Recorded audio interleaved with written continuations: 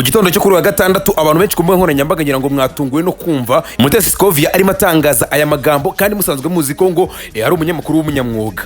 Niyo the Ben yakora iki nubwo yaririmba yituma na Mariya ava mu ijuru akaza.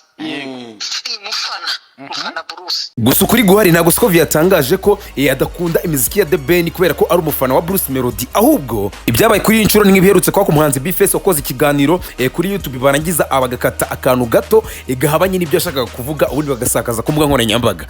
Rero inama nge ntanga kubiswa abafana. Yego. Uvuga ngo ntukunda Bruce Melodie. Vuga uti jewe rwose warimba neza utarimba neza sindi umufana wawe, mufana The Ben.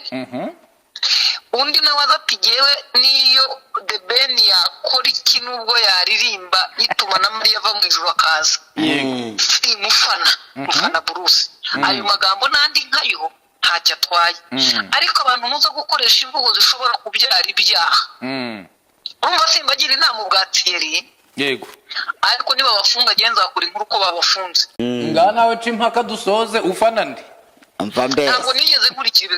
Nge bose ndabafana kuko hari indirimbo zabo numva. Mbibutse ko ukeneye ibikoresho byiza bya electronique karite ya mbere kandi ku giciro cyiza, urugero iPad zigezweho, laptop, smartwatch, iPhone zigezweho nk'urugero iPhone 17, ring light nziza cyane nkurangiye muri Urban Connect shop ya mbere y'ibikoresho bya electronique mu mujyi wa Kigali. Urban Connect bakorera i Kigali mu mujyi mu nyako y'amakuza Pistolaza kuri ground floor, mubagane ubundi babatse. Njyewe ndi Mideli w'Abanyarwanda.